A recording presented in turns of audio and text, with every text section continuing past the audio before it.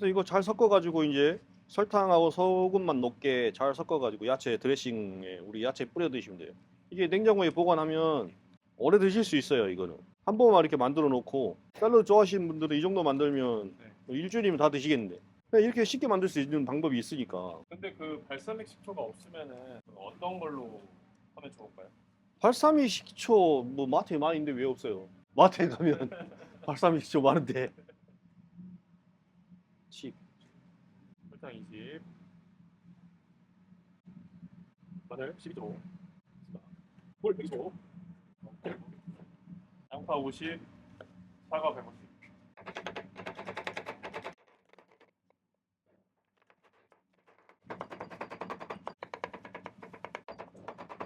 다지기 할 때는 밑에 생주를 하나 깔고 하면 소리도 덜 나고 도마가 움직이지 않아요. 그래서 우리는 냉면집에서 대파가 냉면 양념장에 엄청 많이 들어가거든요. 그때 이제 칼로 다 다져야 되는데 이 벽자를 익혀가지고 칼을 다졌어요. 너무 많은 양을 하면 힘들고 막 이렇게 지루하고 그러니까 이게 말 달리는 소리가 나죠. 힘겹게 하기 위해서 이거를 이제 주방장한테 배웠었죠. 저는 노래도 불렀어요, 진짜로. 트로트로.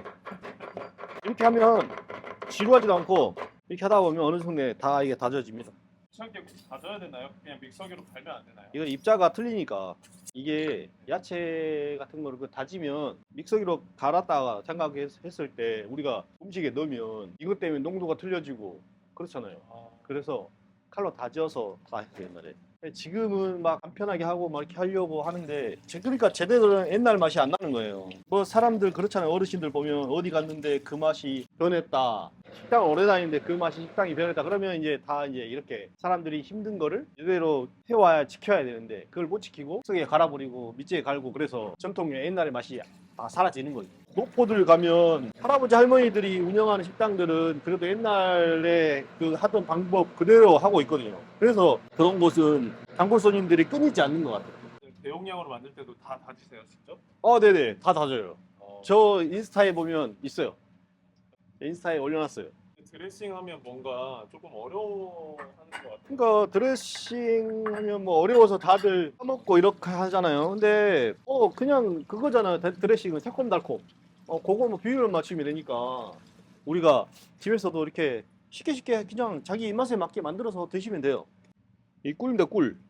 이 설탕으로는 이 발사믹 식초의 그 신맛을 중화를 잘 못 시키거든요. 그래서 꿀이 훨씬 다니까 꿀을 많이 넣어주시면 꿀로 그 단맛을 맞춰주시면 돼요. 지금 들어가는 건 이게 발사믹 식초예요. 이렇게 넣고 올리브오일, 엑스트라 버진 이거 한 병 다 넣으면 됩니다. 그 올리브 오일이 꼭 엑스트라 버진으로 써야 되나요? 꼭 그건 아니죠. 상관없죠. 근데 이게 튀김용 오일하고 엑스트라 버진하고 이게 틀린 게 발열점이 좀 낮죠. 그래서 이거는 그냥 생으로 우리가 샐러드 이렇게 먹을 때 사용하고, 그래서 이거 잘 섞어가지고 이제 설탕하고 소금만 녹게 잘 섞어가지고 야채 드레싱에 우리 야채 뿌려 드시면 돼요. 이게 냉장고에 보관하면 오래 드실 수 있어요. 이거는 한 번만 이렇게 만들어 놓고, 샐러드 좋아하시는 분들은 이 정도 만들면 일주일이면 다 드시겠는데, 그냥 이렇게 쉽게 만들 수 있는 방법이 있으니까. 근데 그 발사믹 식초가 없으면은 어떤 걸로 하면 좋을까요? 발사믹 식초 뭐 마트에 많이 있는데 왜 없어요? 마트에 가면 발사믹 식초 많은데. 집에 있는 식초 아무거나 써도 되나요? 이제 근데 이 맛이 안 나죠.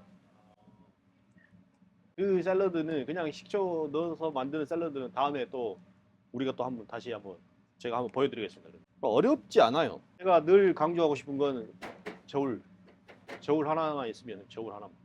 집에서는 이게 큰 거 말고 조그만 거 있잖아요. 다이소 가면 팔 거예요. 그런 거 사가지고 제가 하는 요리 영상 보시고 만드시면 편하게 만들 수 있어요. 댓글에 뭐 아빠 숟갈 뭐 이런 걸로 해달라고 했으면 좋겠다는 사람도 있긴 한데 근데 숟갈로 하면 제대로 된 맛이 안 나요. 집에서 그냥 쉽게 만들어 먹을 수는 있지만 요리를 더 맛있게 만들기 위해서는 식당에서 먹는 것처럼 그런 맛을 내기 위해서는 저울을 사용하는 게 좋습니다.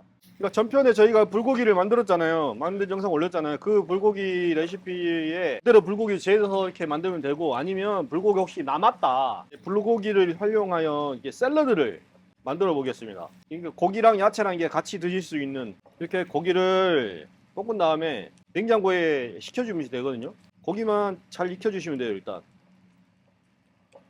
그 국물에 이렇게 평소에 드시던 불고기 야채를 볶아도 되고 처음부터 고기랑 같이 볶아도 상관없습니다. 요즘에 샐러드 도시락 많이 싸가지고 다니잖아요, 직장인들. 네. 건강 때문에. 근데 이거 응용을 많이 해도 되죠. 하루는 불고기 샐러드, 하루는 뭐 큐브 스테이크 샐러드, 닭가슴살 샐러드 돌아가면서 이렇게 야채는 먹기 좋게 그냥 이렇게 손으로 이렇게 쭉쭉 뜯어주세요. 이렇게. 종류별로 그냥 손으로 뚝뚝 이렇게 뜯어주세요. 근데 마트에 가면 이미 잘라져 있는 믹스 야채가 있는데 그거는 언제 오래 못 가죠. 뭐 신선하기도 하겠지만 그래도 이게 칼을 닿거나 이러면 빨리 야채가 색깔이 갈변이 되거든요. 그래서 제가 지금 뜯는 거 손으로 뜯는 이유도 네. 갈변을 방지하기 위해서 이렇게 뜯는 거예요. 이 정도면 뭐 한 끼 식사 정도 되겠죠. 네. 시켜 드셔도 좋아요. 고기는 불고기는 도시락 싸갈 때 미리 드레싱 소스를 뿌려놓으면 안 되죠. 소스를 따로 조그만 용기에다 따로 담아 가세요. 아, 그래서 드시기 전에 뿌려야지 야채도 신선하고 이렇게 해서 이렇게 곤약도 준비해가지고 마지막에 이게 싹 섞어가지고 이제 여기다가 이렇게 딱 어우, 드시기 전에 이렇게 해서 딱 드시면 좋아요.